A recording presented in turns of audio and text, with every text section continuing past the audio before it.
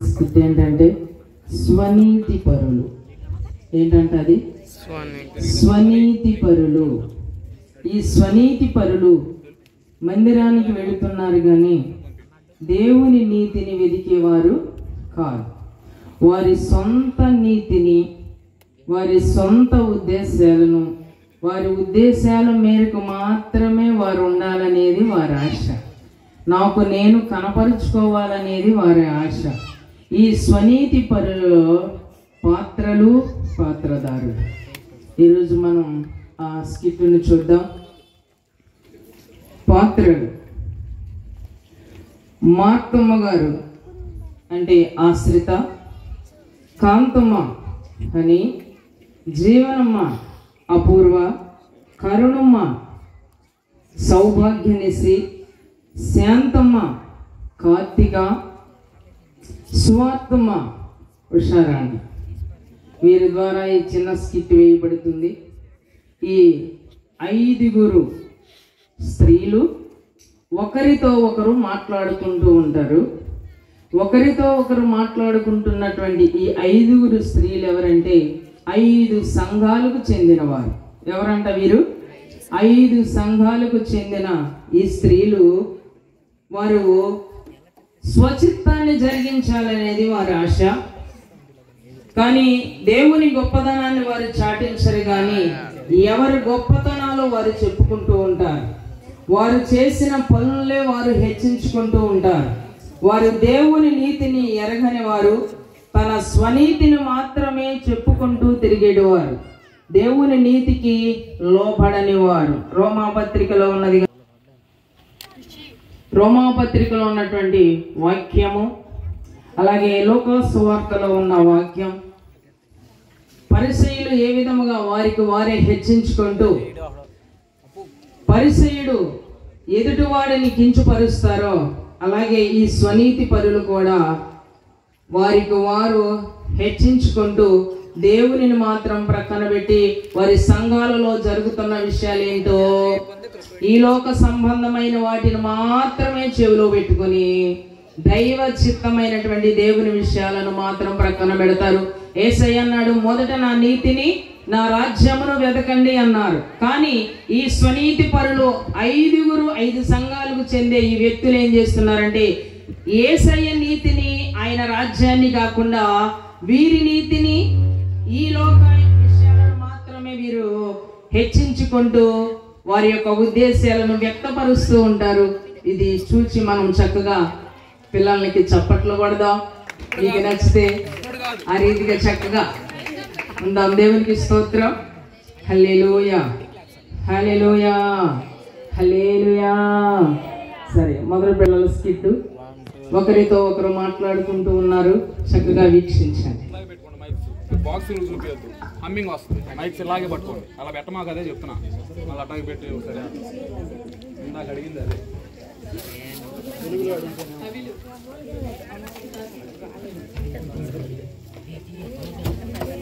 సరే పడతావురా బాబు నువ్వు.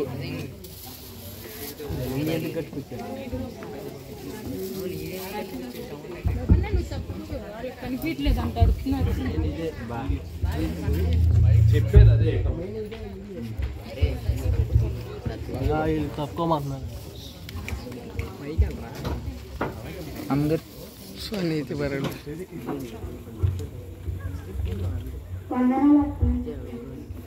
ఎలా ఉన్నారు? కుటుంబం బాగున్నారా? ఇలా వచ్చారు? ఏం లేదక్క, నా మనసు ఏం బాగాలేదు. సువార్త పక్కకి వెళ్దామని. నా మనసు కూడా బాగాలేదు. మన ఇద్దరమే కాంతం అక్కను, అపూర్వ అక్కను, జీవం అక్కను కూడా కలుపుకున్నారు.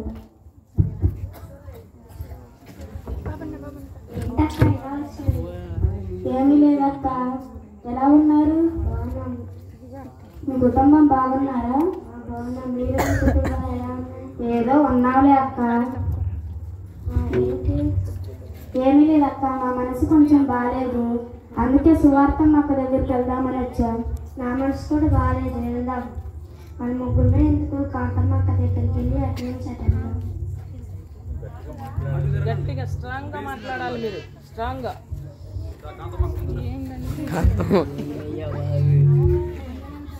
వందనాలక్క. నువ్వు తీయట్లేదు హ్యాండ్కి. వందనాలక్క. వందనమ్మా. ఎలా ఉన్నారు అందరూ? వచ్చారు అందరూ కలిసి? ఏమీ లేదక్క, మా మనసు కొంచెం బాగాలేదు, అందుకే సువార్త మాకు వెళ్దామని వచ్చాను. అవునా? నా మనసు కూడా ఏం బాగాలేదు, వెళ్దాము. వెళ్దాం. మన నలుగురు ఎందుకు వెళ్దాం, అక్కడ కూడా తీసుకొని అదే అసలుకే నా ఫ్రెండ్.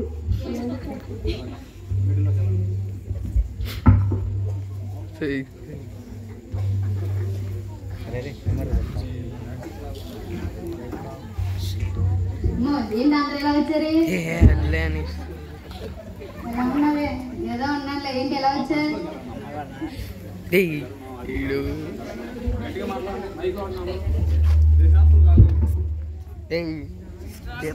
అందరూ ఎలా వచ్చారు? ఎలా ఉన్నావే? ఏదో ఉన్నానులే. మీరు ఎలా ఉన్నారు? మీరు మీ కుటుంబాలు ఎలా ఉన్నాయి? బాగానే ఉన్నాయి. మీరు ఎలా ఉన్నారు? మీ కుటుంబాలు ఎలా ఉన్నాయి? ఉన్నాడే అక్క, బాగానే. ఏమైంది అలా ఉన్నాయి? ఏం చెప్తాం, చెప్పలేని బాధలు మరి. అవునా? ఇప్పుడు ఎక్కడికి వెళ్దాం? బయలుదేరి సువార్త మాకు దగ్గరికి వెళ్దామని. మీ మనసులు బాగాలేదని స్వార్థం అక్కడ ఎందుకు వెళ్తున్నారా? ఏం బాగాలేదు, వెళ్దాం పదండి. వస్తా. ఎందుకు రాని? కుడి వెళ్ళాక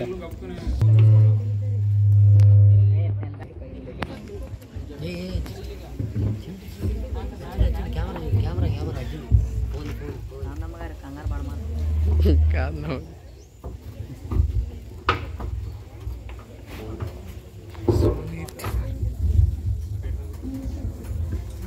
వందనాలక్క. వందనాలక్క. వందనాలక్క.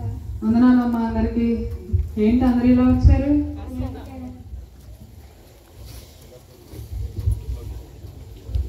ఎలా ఉన్నారు? మీరు మీ కుటుంబం బాగున్నారా? నేను మా కుటుంబాలు బాగానే ఉన్నాయి. మీరు మీ కుటుంబాలు ఎలా ఉన్నారు? ఏదో ఉన్నాం అలా. ఏంటి ఇంత నిష్ఠూరంగా మాట్లాడుతున్నారు? ఏమైంది? పండగ అయింది కానీ మీ ముఖాల్లో పండగ వాతావరణం ఏం లేదు. జరిగినాయిలక్క పండగలు అన్న మాట, కానీ సంతోషం లేదు, ఏం లేదు. చెప్పుకోలేనంత బాగా జరిగినాయి. ఏమైంది? సమస్య ఏంటి మీకు? నేను చెప్తాను నేనక్క. ఆగండి ఆగండి ఆగండి. శాంతమ్మా, మీ బాధ ఏంటమ్మా చెప్పు. ఏం చెప్తానక్క, మొన్న మా సంఘంలో క్రిస్మస్ పండుగ బాగా చేశారు, కానీ నాకు ఏమాత్రం ఆనందమే లేదు. మా పిల్లలు డ్యాన్స్ చేశారు, ఎంత బాగా డ్యాన్స్ చేశారో, కానీ నాకు ఏమాత్రం సంతోషం లేదు. మా పిల్లల్ని వెనకాల లైన్లో నిల్చోబెట్టారు. మా పిల్లలు అసలు ఏమాత్రం కనిపించలేదు తెలుసా. అసలు మా పాస్టర్ గారిని వెళ్ళి అడిగాను, మా పిల్లల్ని ముందు నుంచో పెట్టండి, ఎందుకు వెనకాల నుంచో పెడుతున్నారు అని అడిగితే, మీ పిల్లలు హైట్గా ఉన్నారు అందుకే వెనకాల నుంచో పెట్టారని చెప్పారు. నాకు ఎంత కోపం వచ్చిందో, ఎంత బాధ కూడా వేసిందో. అందరి పిల్లల కన్నా నా పిల్లలు ఏం తక్కువ అక్క. అందుకే నాకు అస్సలు నచ్చట్లేదు. ఇంత చర్చికి వెళ్ళాలంటే చిరాకు వస్తుంది. మానేసే అక్క. అదే ఆగనమ్మా, ఏంటి అట్లా చెప్తున్నారు? ఒక డాన్స్ కి పిల్లని వెనక పెట్టినంత మాత్రాన సంఘాన్ని మానేస్తావా మీరు? అదేంటక్క, మమ్మల్ని తక్కువ చేస్తే ఊరుకుంటాం, మరి మా పిల్లల్ని తక్కువ చేస్తే ఎలా ఊరుకుంటాం? అక్కడ పిల్లని తక్కువ చేసింది ఏముంది? హైటెక్ ఉంది కాబట్టి వెనకాల నిల్చోబెట్టారు అంతే. అదేంటక్క, కాంతమ్మ వాళ్ళ పిల్లలు బాగా డ్యాన్స్ చేసారు కదా, వాళ్ళని ముందు నుంచో పెట్టాలిగా. డాన్స్ బాగా వేశారు కానీ హైట్ ఉన్న వాళ్ళ ముందు నిల్చోబెట్టలేరు కదా. డాన్స్ బాగా చేసిన వాళ్ళ ముందు మనుషులకు కనిపించద్దా ఏంటక్క? మీరు అర్థం చేసుకోవాలమ్మా కొన్ని కొన్ని విషయాలు. ఏంటక్క అర్థం చేసుకోవాలి? ముందు పిల్లల కన్నా మా పిల్లలే ఎంత బాగా డాన్స్ చేశారు తెలుసా అక్క. అంతేకాకుండా మొన్న జనవరి 1st అందరికి గిఫ్ట్ ఇచ్చారు అక్క. సంఘంలో ఎవరెవరైతే పరిచర్య బాగా చేశారో అని. నేను సంవత్సరం మొత్తం పరిచర్య చేశా, 2 నెలలు మాత్రం సరిగ్గా పరిచర్య చేసిందని అమ్మాయి గిఫ్ట్ ఇచ్చేశారు. నాకు అస్సలు ఆ సంవత్సరం మొత్తం చేసిందని నేను పోయాను, మధ్యలో 2 నెలల నుంచి వచ్చిందని దానికి ఇచ్చేశారు. నాకు అస్సలు ఎంత కోపం వచ్చింది తెలుసా. ఎక్కేసింది. చెప్పక్క కానీ బాగా దాచుకోమని చెప్పి మా ఆయన నన్ను అడుగుతున్నారు, సంఘంకి వెళ్ళి నువ్వు పరిచయం చేస్తున్నావా, ఏం చేస్తున్నావు, గిఫ్ట్ వేరే వాళ్ళకి వెళ్ళింది అది ఇదని తెలుస్తున్నారు. నా పిల్లల్ని తక్కువ చేసి నన్ను తక్కువ చేసి అసలు నాకు చిరాకు వచ్చేసింది అక్క. సంఘానికి వెళ్ళాలంటే చిరాకు వస్తుంది. మా ఆయన ఆగండి ఆగండి ఆగండి. అమ్మా, పరిచర్య చేశావు, వేరే కొత్త వాళ్ళు వచ్చారు, వాళ్ళని ప్రోత్సహించాలని చెప్పి పాస్టర్ గారు ఆమెను ప్రోత్సహించారు. అందుకు మించి నేనేం తక్కువ చేయలేదు, నీ పిల్లల్ని తక్కువ చేయలేదు. అలా మాట్లాడుతున్నారు ఆ పిల్లల్ని నన్ను అందరినీ తక్కువ చేసి మాట్లాడారు. నాకు అసలు ఏ మాత్రం నచ్చలేదు అక్క. సంఘాన్ని మార్చేద్దాం అనుకుంటున్నా. ఈ సంఘం కాకపోతే వేరే సంఘం. సరేనక్క, ఈ పిల్లలంటే తక్కువ చేసేది పర్లేదు. మరి పిల్లల విషయంలో తక్కువ చేస్తే ఎలా ఊరుకుంటారక్క? మనం తక్కువైనా పర్లేదు, పిల్లలు మాత్రం హెచ్చుగా ఉండాలి కదక్క. పిల్లల్ని అక్కడ ఎవరు తగ్గించలేదు, ఎవరు హైట్ల వారీగా వాళ్ళని నిల్చోబెట్టారు. మీరు కొన్ని విషయాల్లో అర్థం చేసుకోవాలి. అట్లా పోట్లాడితే ఎట్లా? ఏమో అక్క, నాకు నచ్చలేదు. సరేలే. జీవమ్మ, నీ సమస్య ఏంటి? ఏం చెప్పక్క, మొన్న మా సంఘంలో పాటలు పోటీ పెట్టారక్క. చాలా బాగా జరిగాయి. కానీ అందరికీ తెలుసు నేను అందరికంటే బాగా పాడతానని. పాటలు పాడిన వారిలో క్రొత్తగా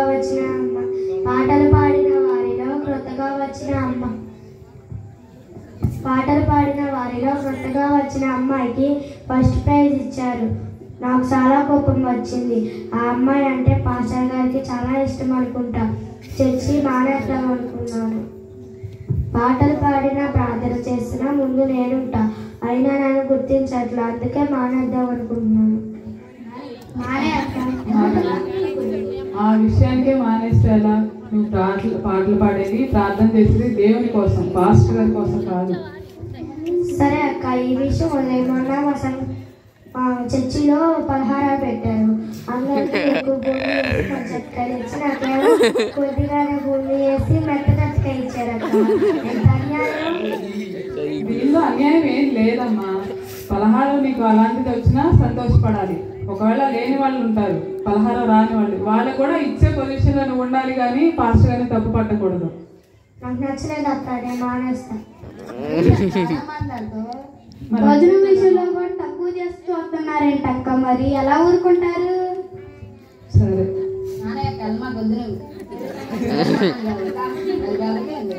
సరే. శాంతమ్మ, నీ సమస్య ఏంటి? నా బాధ, మా సంఘంలో ఉపవాస కూడులు పెట్టారక్క. అయితే అప్పుడు పాటలు సంఘంలో అందరూ పాటలు పాడారక్క. యూట్యూబ్లో ఫేస్బుక్లో పెట్టారక్క తీసి. నేను నా పిల్లలను కూడా తీసి పాడామక్క. పాడితే మమ్మల్ని కూడా పెడతారేమో పాడామక్క, మమ్మల్ని పెట్టలేదక్క. నాకు చాలా కోపం వచ్చిందక్క. అలా చేశారండి సంఘం వాళ్ళు. అందుకే నాకు మనసులో మానేద్దాం మానేయక్క. యూట్యూబ్ లో పెట్టినంత మాత్రాన సంఘాన్ని మార్చేస్తావమ్మా నువ్వు? ఏదో పొరపాటు జరిగి ఉంటుంది, నెట్ ప్రాబ్లమో లేకపోతే డౌన్లోడ్ ప్రాబ్లం ఏదో అయ్యి ఉంటుంది కదా. అలా వీడియోలు పెట్టినప్పుడు మరి నెట్ ప్రాబ్లం ఎందుకు రాలేదక్క? ఒక్కొక్కసారి ఒక్కొక్కరిని మిస్ అవుతుంది. అర్థం చేసుకొని వెళ్ళిపోవాలి అంతే. సరే, మా అత్తమ్మ, నీ సమస్య ఏంటమ్మా? ఏం చెప్తావులే అక్క, మా సంఘంలో పాస్టర్ గారు ఎప్పుడు ప్రసంగం చేసినా నా గురించే చెప్తారు. మొన్న నేను చర్చిలోనికి ప్రవేశించేసరికి త్రాగుబోతులు దేవుని రాజ్యంలోనికి ప్రవేశించరు అని చెప్పారు. నాకు చాలా కోపం వచ్చింది. ఎందుకంటే మా ఆయన తాగుతాడని పాస్టర్ గారికి తెలుసు, అందుకే అలా చెప్పారు. నాకు చాలా కోపం వచ్చింది. మా ఆయనకు కోపం వచ్చి చర్చికి రావటం మానేశారు. మొన్న నేను చర్చికి రమ్మని మా ఆయనను అడిగితే నేను రాను, నువ్వు వెళ్ళకు అని అన్నాడక్క. ఇలా విమర్శించే చర్చికి నేను ఎందుకు వెళ్ళాలి? ఆగండి, మీరు ఇలానే ప్రోత్సహిస్తారా? విమర్శించే చర్చి కాదమ్మా. దేవుడు వాక్యం ద్వారా మాట్లాడినప్పుడు మనం లోబడాలి, అది మనకే మంచిది. అదేంటక్క, మా సంఘంలో చాలా మంది ఉన్నారు, నాకెళ్ళే ఎందుకు చూసి చెప్పాలి? వాళ్ళకెళ్ళే చూసి చెప్పొచ్చుగా. నువ్వు అప్పుడు పాటల్లోనే రావాలి, లేదా ప్రారంభించినప్పుడే రావాలి, వాక్యంలో రాకూడదు. మరి అక్క, నేను ఏదో పని నుండి బయటికి వెళ్ళి వచ్చాను అక్క, అందుకే లేట్ అయ్యింది. తప్పు ఎవరిదక్క? నీదే కదా. అయినా టయానికి రాకపోతే మాత్రం అలా మొహాలు ఎందుకు చూసి అంటారా ఏంటక్క? నువ్వే కనపడ్డావు, నీ వైపు చూసి చెప్పారు. ఏ అక్క, బయట పిల్లలు ఎవరో తిరగరా ఏంటి? పిల్లల వైపు కూడా చూస్తారు. మరి నా మొహం ఎందుకు చూసారు? నువ్వు అప్పుడే వచ్చావు కదా, అందుకని నీకోసమే చెప్పినట్టు అనిపిస్తుంది. సరే, అది వదిలేసేయి. మా అయ్యగారు అసలు కానుకలు ఇచ్చే వారి దగ్గరికి మాత్రమే వెళ్తాడు, మా ఇంటికి మాత్రం రాదు. మా ఇంట్లో ఎవరికి బాగోకపోయినా వచ్చి ప్రార్థన చేయడు. నేను 2 వారాలు చర్చికి వెళ్ళిపోతేనేమో వచ్చి చర్చికి ఎందుకు రాలేదమ్మా అని కూడా అడగడు. అక్క, మా అయ్యగారు నేను 2 వారాలు రాకపోయినా సరే ఎందుకు రాలేదమ్మా అని ఫోన్ చేసి అన్న అడుగుతారక్క. మీ అయ్యగారు అలా అడగరక్క? అస్సలు అడగడు. మా అయ్యగారు ఒకరోజు రాకపోయినా ఫోన్ చేసి పంపిస్తారు తెలుసా? మా అయ్యగారు బెటరేనక్క. మా అయ్యగారు కూడా మంచోళ్ళే.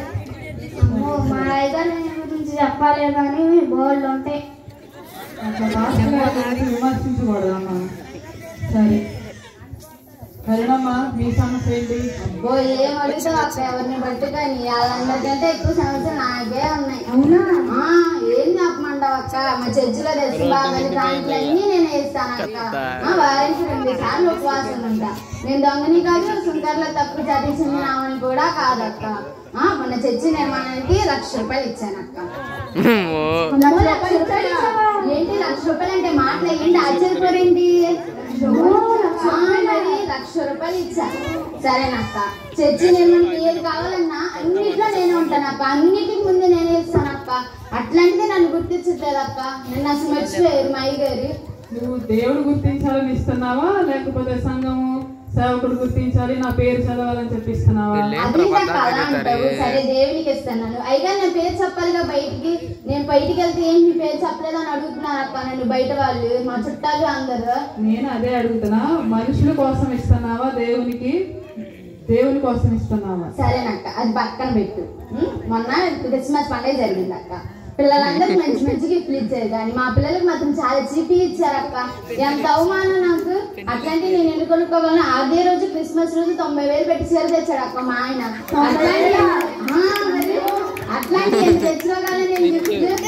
అట్లా చేశారు అక్క నాకు. మా ఆయన 900 పెట్టుకోనమంటేనే అరిగిపోతున్నాడు. అసలుకే మేము ఇచ్చిన ఏమనుకుంటున్నాం కదా ఏంటంటే. సరే అక్క, అది పక్కన పెట్టు. జనవరి రోజు ప్రేమ విందన్నారని భోజనాలు వెళ్ళి కూర్చున్నానక్క.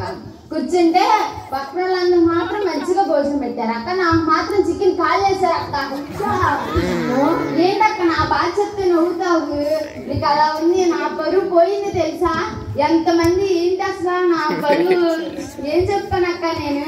భోజనం తినేటప్పుడు ఎంతమందికి ఇస్తున్నారమ్మా? నిన్ను కాలు పడింది అందుకని అవమానం వచ్చేయడానికి. అక్క చూసుకోవాలి అక్క, నన్ను గుర్తించకపోతే ఎట్లా అక్క? ఏంటి నన్ను మర్చిపోతే ఎలాగూ చెప్పు నువ్వు. మా ఆయన నన్ను అయితే వెళ్ళొద్దు అంటున్నాడు అక్క. నువ్వు గుర్తించే చోటకి ఎందుకు వెళ్ళడం, ఎందుకు వేస్ట్ వెళ్ళమాక అంటున్నాడు అక్క. ఇచ్చేది నువ్వు పెద్ద నన్ను గుర్తించట్లా. ఎందుకు వెళ్ళాను నేను? అక్కడికంటే ఎక్కువ ఇవ్వగలను నేను. నాకేం తక్కువ మానేస్తా. దేవుని సన్నిధికి వెళ్ళేది వాళ్ళు గొప్పగా మాట్లాడతారు, నేను ఇంత ఇచ్చాను, వాళ్ళు గొప్పగా నా పేరు చెప్తారు అని వెళ్ళకూడదు. దేవుని కోసం వెళ్ళాలి, మనుషుల కోసం కాదు మనం వెళ్ళేది దేవుని సంఘానికి. అక్క బాబు, నేను ఇచ్చే సగం దర్శనం బాగోతో మా పాస్టర్ గారు ఖర్చులన్నీ తీర్చుకుంటా తెలుసా నీకు? ఏమనుకుంటున్నా నేను అలా ఇస్తాను. మరి తప్ప అట్లా అనకూడదు పాస్టర్ గారు విషయంలో. ఏమనక్క, నా పేరు నాకు రాకపోతే నాకు నచ్చదు. ఏంటక్క ఏం మాట్లాడవేంటి, నవ్వుతావేంటి? అక్క నువ్వు నిన్ను బాధించే విషయాలు ఏం లేవా మీ చర్చిలో? చెప్పక్క నవ్వుతావేంటి? అవును, మీ సంఘంలో మీ పాస్టర్ గారు మీ సంఘ బిడ్డలు మిమ్మల్ని గౌరవిస్తారు అసలు? అక్క నువ్వు మీ సంఘంలో పాటలు బాగా పాడతావుగా, మీ సంఘం నేను మెచ్చుకుంటాను అసలు. మీ సంఘంలో మీ ఆధిక్యత ఏంటి? నేను సంఘానికి వెళ్ళేది నన్ను మెచ్చుకుంటారు అని చెప్పి, లేదా నాకు ఏదో అధికారం ఇస్తారని, నా పేరేదో బయటకు చెప్తారని, బాగా పాటలు పాడతారని గర్వపడి కాదు నేను సంఘానికి వెళ్ళేది. దేవుని కోసం నేను సంఘానికి వెళ్తున్నాను. చెప్పక్క చెప్పు, మాట్లాడవేంటి? మా బాధలు విన్నా కానీ నీకు నోటి నుండి మాటలు రావట్లేదా? సరే చెప్తున్నా వినండి. మీరు నాకంటే చాలా గొప్పవారు, పెద్దవారు, చాలా తలాంతులు కలిగిన వారు. కాంతమ్మక్కలాగా నేను దేవుని పరిచయం ఎక్కువ చేయలేదు, అలాగే జీవమ్మక్కలాగా పాటలు ఎక్కువ పాడలేను, శాంతమ్మక్కలాగా నేను ఎక్కువ ప్రార్థన చేయలేను, మార్తమ్మక్కలాగా దేవుని వాక్యం కూడా నేను ఎక్కువగా అంత చదవలేను, అంత చదవని కూడా నేను కాదు. మార్తమ్మక్కలాగా దేవునికి కానుకలు నేను అట్లా ఇచ్చుకోలేను. కాబట్టి నేను చాలా ఘోర పాపిని. సుంకర్లాగా నేను ప్రార్థించడానికి వచ్చాను. నేను చాలా దీన స్వభావం కలిగి మీతో కలిసి ఏకభావంతో ఏక హృదయంతో ప్రార్థించాలని నేను ఇక్కడికి వచ్చాను. నాకు ఆస్తి లేదు, అంతస్తు లేదు, ఏ అర్హత నాకు లేదు. నేను దీనురాలిగా దేవుని సన్నిధిలో ప్రార్థించడానికి నేను ఇక్కడికి వచ్చాను. మా బాధలు చెప్తే ఇవన్నీ చెప్తావేంటక్క? మీరేమన్నా మారుతారేమోనని నేను చెప్తున్నాను. ఏం మారిపోయింది అక్క, ఎప్పటికే కలదు మా మనసులో ఏమనక్క. అసలు మీకు వాక్యం తెలుసా? తెలుసక్క, వారం వారం చర్చి చెప్పాగా. మా అయ్యగారు జోకులేస్తారు అక్క. సంఘస్థులు శారీస్ బ్లౌజులు ఉంటాయి అక్క. అబ్బబ్బబ్బా ఏం వేసుకొస్తారు. అందరు పిచ్చి పర్సన్స్ మరి మాత్రం ఉండాలిగా. పోయిన వారం మీ సంఘంలో ఏం వాక్యం చెప్పారు? చెప్పారు ఏం గుర్తులేదక్క. ఇట్లానే శారీలు బ్లౌజులు జ్యువెలరీ చూస్తే వాక్యం ఏది గుర్తుండదు. జోకు ఒక్కటి మాత్రమే గుర్తుండదు. మన దేవుని సన్నిధికి వెళ్ళేది వాక్యం వినడానికి, మన ఆత్మలో బలం పొందుకోవడానికి వెళ్తున్నాము. దేవుని సేవకుని నిందించడం, ఆయనకి విరోధంగా మాట్లాడడం చాలా శాపం. మీకు వాక్యంలో ఉన్నది ఒక విషయం చెప్పమంటారా?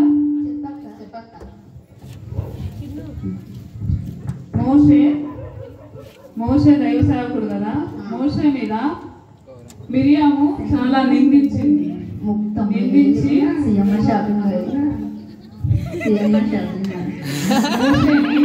మిరియాము నిందించింది, కుష్ఠరోగాన్ని తెచ్చుకుంది. కుష్ఠరోగాన్ని తెచ్చుకుంది. మరలా ఆ తమ్ముడు ప్రార్థన చేసిన తర్వాత మాత్రమే వాళ్ళకి స్వస్థత కలిగింది. అమ్మ కాంతమ్మ కరుణమ్మ ఏం చేస్తున్నారు?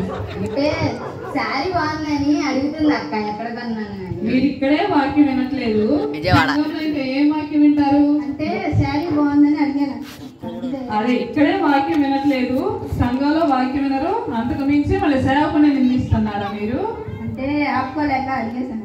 దేవుని భయం లేదు, సేవకుడు భయం లేదు, ఏ భయం లేదు మీకు అసలు. అక్క ఎప్పుడో ఒకసారి కదా కలుసుకునేది. ఇక్కడ వచ్చారు కదా నా దగ్గరికి, దారిలో మాట్లాడుకోవచ్చు కదా ఇవన్నీ. ఎక్కడ కొన్నావు, ఏ షాపింగ్ లో కొన్నావు అని చెప్పి ఆలోచన రాలేదు. ఏం చెప్పారు?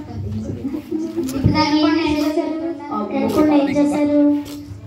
సరే, నాకు తెలిసిన సేవకుడి గురించి నేను చెప్తాను. ఆ దైవజనుడిని ఒక అతను సేవ పరిచయం ఇక్కడ చెయ్యొద్దు అని చెప్పి చాలా దూషణగా మాట్లాడతాడు, నిందిస్తాడు అనమాట. నీ కాళ్ళు తీసేస్తాను, ఇక్కడ నువ్వు సేవ చేస్తా, నీ కాళ్ళు తీసేస్తాను అని చెప్తే ఆ చెప్పిన అతని కాళ్ళు రెండు పడిపోయింది. ఇంకొక అతను ఆ సేవకుడినే మరలా నిన్ను ఇక్కడ ఉంటే చంపేస్తాను, నువ్వు ఇక్కడ పరిచర్య చేయడానికి వీలు లేదు, నువ్వు సేవ ఇక్కడ చేస్తే నిన్ను చంపేస్తామని బెదిరించి ఆయనకి విరోధంగా మాట్లాడితే అతను 3 నెలల్లోనే చనిపోయాడు అనమాట. తెలుసా మీకు? వాక్యంలో ఉన్నది ఇంకొకటి మీకు చెప్పనా? మోషే అహరోనుల మీద 3, దాతాను, అభిరాము, కోరాహు. వీరు మోషే అహరోనులకి విరోధంగా పోగుబడి అతని మీద విరోధంగా మాట్లాడి మోషే అహరోనులను నిందిస్తూ ఉంటారనమాట. ఉంటే వాళ్ళ 3 భూమి నెరవేర్చి మింగేస్తుంది. 250 మందిని దేవుడు అగ్నితో కాల్చేశాడు. ఎందుకు ఇవన్నీ జరిగినాయి అర్థమైనాయా మీకు? సేవకునికి విరోధంగా ఏ పని చేయకూడదు. ఇప్పుడు మాకు కూడా అలాగే జరిగింది అక్క. నోటితో సేవకుని దూషించకూడదు. అభిషేకం కలిగిన సేవకుని దూషించినా, విరోధంగా మాట్లాడినా, అబద్ధ సాక్ష్యాలు పలికినా దేవుడు ఊరుకోడు. అది ఎంత శాపం అంటే మీరే కాదు, మీ పిల్లలకి ఆ శాపం వెళ్తుంది. గుర్తుపెట్టుకోండి. అర్థమైందా మీకు? ఇప్పటికన్నా మార్పు వచ్చిందా? సరే, మనందరం కలిసి మోకరించి ప్రార్థించుకుందాం. అందరం కలిసి మోకాలు వేసి ప్రార్థన చేద్దాం. సంఘాల గురించి, సంఘ కాపల గురించి ప్రార్థన చేస్తున్నాం.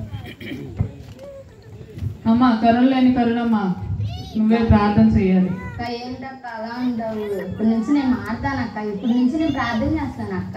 ఆ మార్పు నీ ప్రార్థనలో కనపడాలి నాకు. సరేనక్క, సరేనక్క. మీరు ఉదయాన్నే లేచేసి ప్రార్థిస్తున్నారా? ప్రతిరోజు ఉదయం అక్క ఏం చెప్పమంటావు అక్క? పొద్దున్నే లేచి పిల్లల్ని తీసుకోవాలి, పనులు చేసుకోవాలి, అయ్యే సరిపోతుంది అక్క. ఏం చేసుకుంటాం అక్క ప్రార్థన? మాతమ్మ నువ్వు?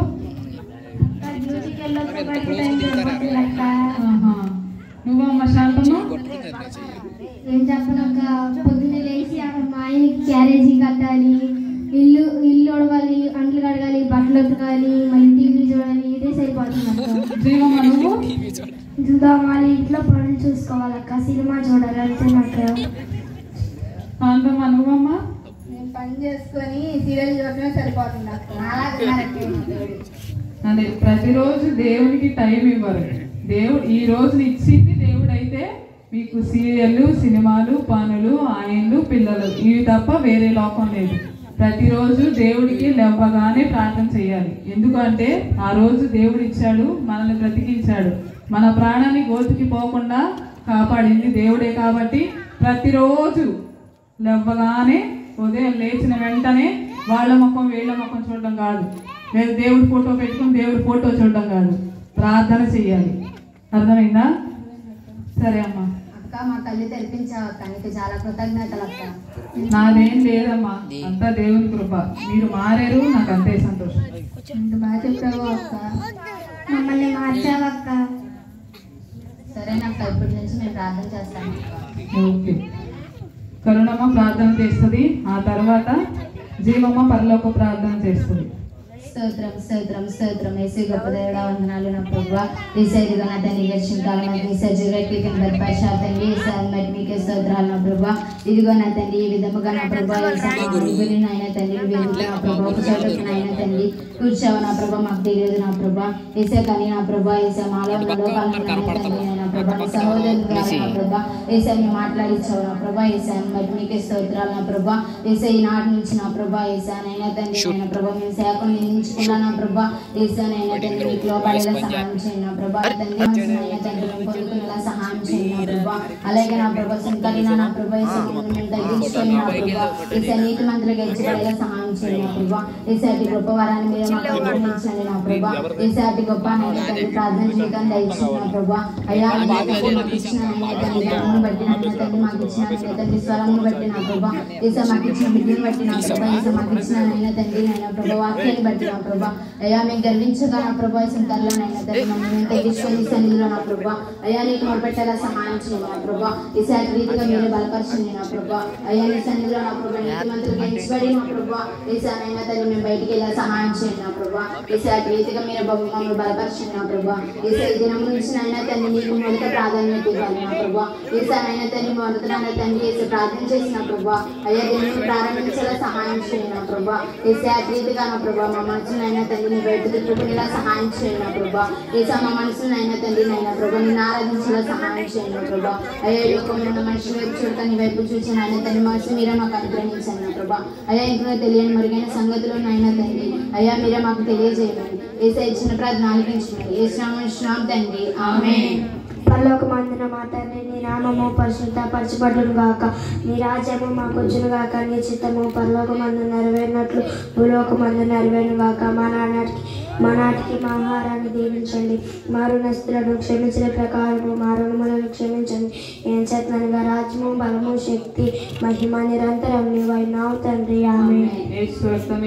శిలువ రక్తమే ప్రభు యేసు నామమునకు సంపూర్ణ విజయం కలుగును గాక. ఆమేన్. దేవుడు మనందరినీ దీవించును గాక. ఆమేన్. ఆమేన్. వీక్షించిన మీ అందరికీ కూడా వందనాలు.